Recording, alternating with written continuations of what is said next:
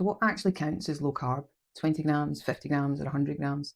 In this video, I break down the ranges of low carb eating, what net carbs are, and how to know which approach is right for your goals. And this is part of my Low-Carb Basics series where I'll answer some common questions about low carb eating, for fat loss, for energy and better health, all without relying on diet medications.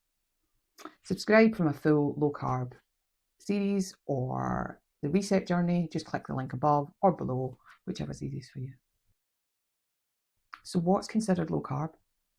You'll hear all sorts of numbers, 20 grams, 50 grams, 100 grams, and it's confusing, isn't it?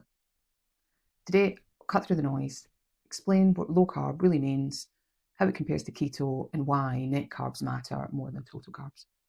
If you think about an average day of eating, like a kind of typical Western diet, it would be breakfast, bowl of cereal with milk.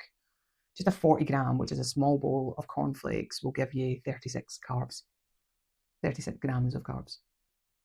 So standard diet comparison, average Western diet has 200 to 300 carbs a day.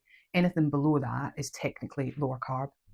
In a moderate low carb diet, you're going to be looking at 100 to 150 grams a day. Good for beginners, less restrictive, focuses on cutting processed carbs. In low carb range would be 50 to 100 grams a day, which is a sweet spot for many people aiming for weight loss and blood sugar control. Ketogenic diet range is somewhere between 20 and 50 grams a day. It forces the body into ketosis, where fat is burned as the main fuel source. And that's what I'm following at the moment. And that's what I've been following for the last 3 weeks. I'm now in week 4 of that. Reminder, health resetting with intermittent fasting, keto diet and exercise. But it's around about is the quality of the carbs that you're eating. Whole carbs versus refined carbs, 50 grams of broccoli is not going to be the same as 50 grams of donuts. And the effect on blood sugar and insulin is completely different. If you focus on whole fiber-rich carbs like vegetables, berries, nuts, rather than processed ones, that's naturally going to bring your carb load down. With net carbs, the definition of net carbs is the total carbohydrate minus the fiber, and sometimes the sugar alcohols as well. And why that matters, fiber doesn't spike the blood sugar. And by counting the net carbs, you can eat more veg without worrying. And here's an example. Avocado has 12 grams of total carbs, but 9 grams of that is fiber. So that works out your net carbs are only 3 grams.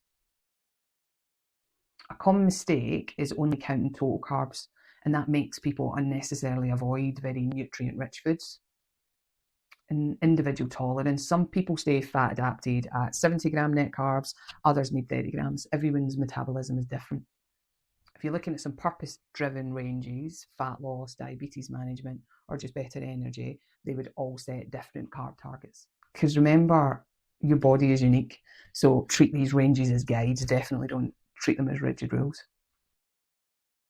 So where should I be looking? You need to be looking out for the hidden carbs. Sauces, dressings, drinks, even healthy snacks can really sneak in carbs that would just completely blow whatever your target is that you're setting for yourself. What I suggest, track for 1 week, use an AI app or a tool to see where your carbs are coming from. Most people are really shocked by the numbers. Keep it simple. Low carb can mean anything from 20 grams on keto to 150 grams. Is moderate. It's all just about context. But net carbs are the key tool for making this approach sustainable. You don't need to fear carbs. You do, but you do need to choose the right ones in the right amounts. So now you know what really counts as low carb. It's less about a single number, more about the range that works for your goals. In the next video, I'm going to answer, is 100 carbs a day really a low carb diet? Subscribe so you don't miss it. Tell me in the comments, are you tracking total carbs or are you tracking net carbs right now?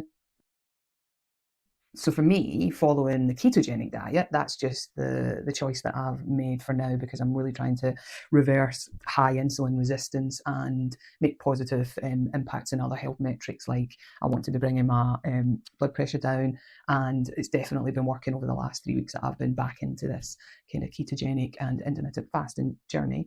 But yeah, so I'm focusing on less than 50 grams of net carbs a day, and also measuring ketones in my urine, which showed me that within 3 days of being back on the ketogenic diet, my body was in ketosis. So it was starting to burn visceral fat, which is the goal.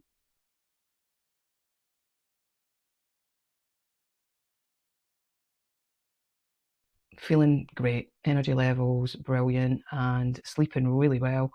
And if this is still confusing you and you would like some additional support or help, I am always available. So if you just want to pop a comment in the section below, I'll answer that and reach out to you.